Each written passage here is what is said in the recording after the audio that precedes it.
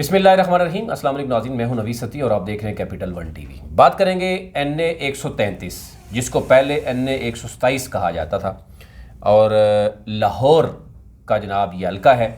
और परवेज़ मलिक साहब, मोहम्मद परवेज़ मलिक साहब, जो कि मुस्लिम लीग नून के बड़े सीनियर और सीजन पॉलिटिशियन थे और लाहौर के जहां गढ़ है मुस्लिम लीग नून का, उसके वो सदर थे।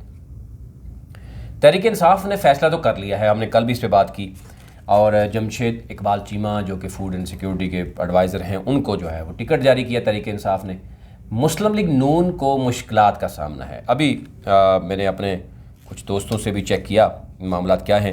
बहुत से नाम आ रहे हैं अभी, लेकिन कोशिश करेंगे कि हम आपको वो नाम दें जिनके ऊपर ज़्यादा एक कमेटी कहा जा रहा है कि मुस्लिम लीग नून की तरफ से बाकायदा तौर पर जो है वो तश्कील दी गई है और वो फ़ैसला करेगी।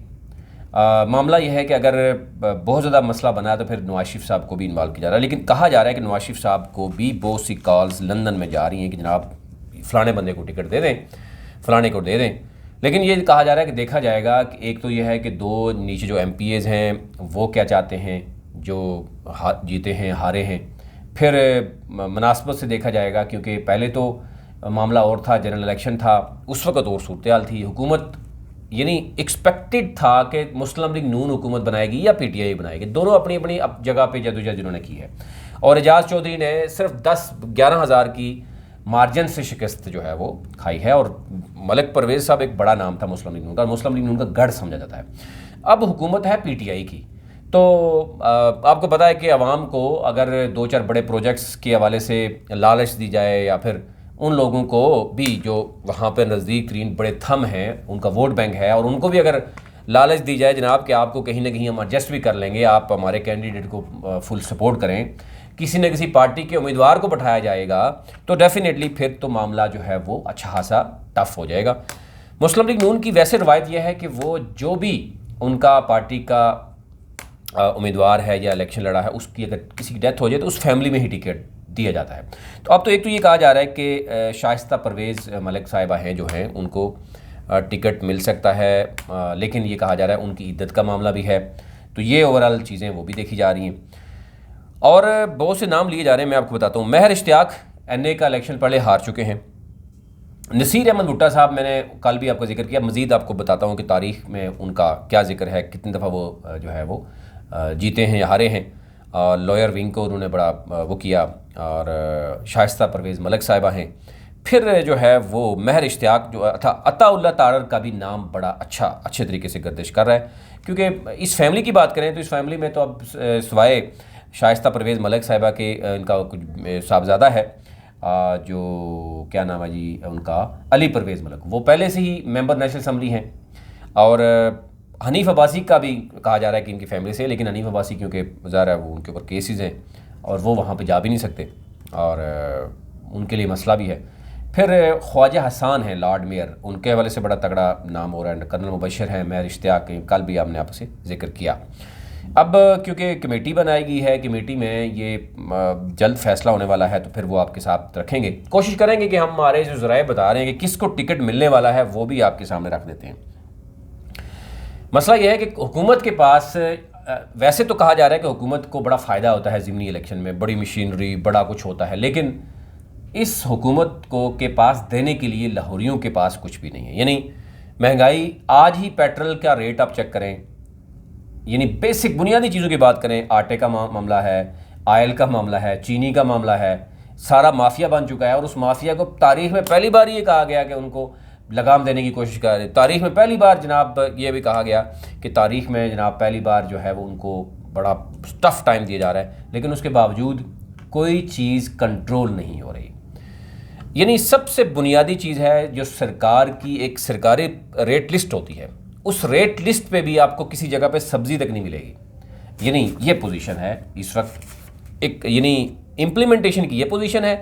दूसरी तरफ बड़े बड़े जो है वो डेली रोज़ाना की बुनियाद पर आपको बड़े बड़े पोर्टल जो है ना वो हो रहे हैं, उनकी जो है वो कभी प्राइम मिनिस्टर पोर्टल आ गया, किसान पोर्टल आ गया, फ़लानी अथॉरिटी आ गई, फ़लानी अथॉरिटी आ गई, लेकिन वो अथॉरिटी जो है वो सिर्फ इस्लामाबाद की हद तक है और वो इफ्तिताह की हद तक है। उसके बाद नीचे हमें कुछ नज़र नहीं आता। ब्यूरोक्रेसी जो है वो कहा जा रहा है कि ज़ाहिर है वो भी कंफर्टेबल नहीं है, पॉलिटिशियन वो भी कंफर्टेबल नहीं है, बल्दियाती इलेक्शन वो नहीं करवाने, और यूं यानी ये कह देना कि जनाब पीटीआई के पास बहुत कुछ है आवाम को देने के लिए, कुछ भी नहीं है।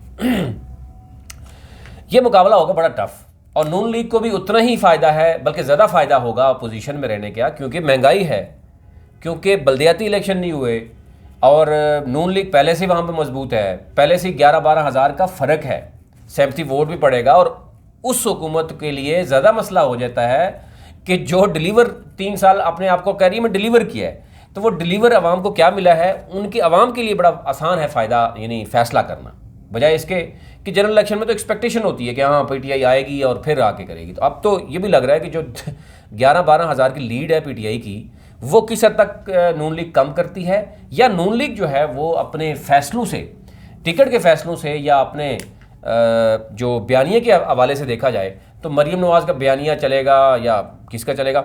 एनी हो, परवेज़ रशीद के हवाले से भी बात हो रही थी, तो हमारे एक दोस्त हैं, मैंने उनसे बात की तो वो कह रहे हैं यार परवेज़ रशीद की पहले बात हो रही थी, फिर MPs भी नहीं माने, और फिर ये कहा गया कि परवेज़ रशीद का कोई तजर्बा ही नहीं है, कभी वो इलेक्शन लड़े नहीं। हाँ, मशीर वज़ीर वो रहे हैं, लेकिन वो कभी भी इलेक्शन नहीं लड़े। हाँ, सेनेट में उनको लाने की बात की गई, लेकिन अल्टीमेटली एंड में उनके लिए मसला बन गया, और मशवरा ज़रूर हुआ था कि इस हल्के में या नेक्स्ट टाइम कोई करेंगे, लेकिन यह है कि उनका एक तो बयानी का मामला भी है, दूसरा यह है कि उनके पास कोई तजर्बा नहीं, तीसरा ये अगर उनको दे भी देते हैं टिकट तो मतलब रई से ही कसर भी जाएगी, और नून लीग बिल्कुल जो है ना वो खामोश हो जाएगी, क्योंकि पैसा भी उनके पास नहीं है, लॉबी भी उनके पास नहीं है, लाहौर में उनका उस तरीके से वोट बैंक भी नहीं है, तो ये पोजीशन है।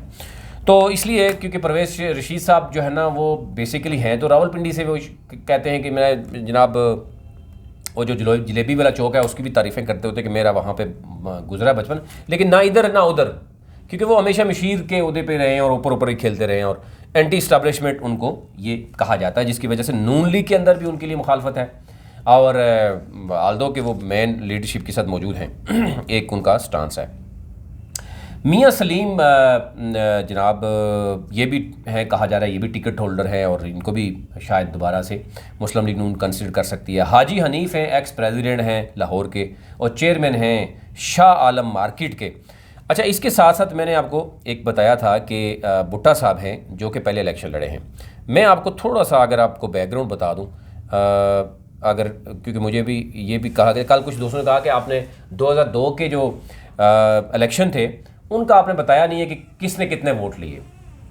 एक तो वो भी आपको बता देते हैं कि 2002 में इसी हल्के में अगर हम बात करें, डॉक्टर तारिक कादरी, अब्दुल हलीम और चौधरी नसीर अहमद भुट्टा इलेक्शन लड़े थे। मुस्लिम लीग नून से चौधरी नसीर अहमद भुट्टा जो कि लॉयर विंग के और बड़ा तगड़ा नाम है उनका, अब्दुल हलीम खान पीटीआई में अभी हैं लेकिन उस वक्त काफ लीग में थे, और डॉक्टर तारिक कादरी साहब ये उन्होंने 24,949 वोट लिया था कादरी साहब ने, और अब्दुल हलीम खान के हैं 20,545 वोट, और 18,221 वोट लिए थे चौधरी नसीर अहमद भुट्टा, यानी 2002 में। और यूं डॉक्टर तारिक कादरी साहब जो है वो असम्बली में पहुंच चुके थे।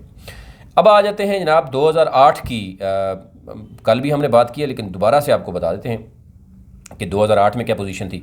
2008 में चौधरी नसीर अहमद भुट्टा साहब थे मुस्लिम लीग नून से, अब्दुल हलीम खान थे अगेन काफ लीग से, और डॉक्टर मोहम्मद रियाज पीपल्स पार्टी से थी, और उसमें उन्होंने भुट्टा साहब ने यानी शिकस्त दी थी अलीम खान को, और ज़्यादा पहले वो मेंबर रहे हैं, और अब उसके बाद आ गए जनाब, यानी नून लीग यहाँ पे ये जीत गई इलेक्शन 2008 में। 2013 में वहीद आलम खान जो है मुस्लिम लीग नून के हैं, नसरुल्लाह मुग़ल हैं पीटीआई के, और खुरम लतीफ़ हैं पीपल्स पार्टी के। तो अब एक तो ये देखें कि 2002, 2008, 2013 तमाम पॉलिटिकल पार्टीज़ जो है वो किसी एक कैंडिडेट को परमानेंट नहीं खड़ा कर रही, मिक्स हो रहा है वही। क्योंकि उसके बाद हमने देखा कि 2018 में तो बाकायदा तौर पर NA 133 हो गया है NA 127 से लेकर।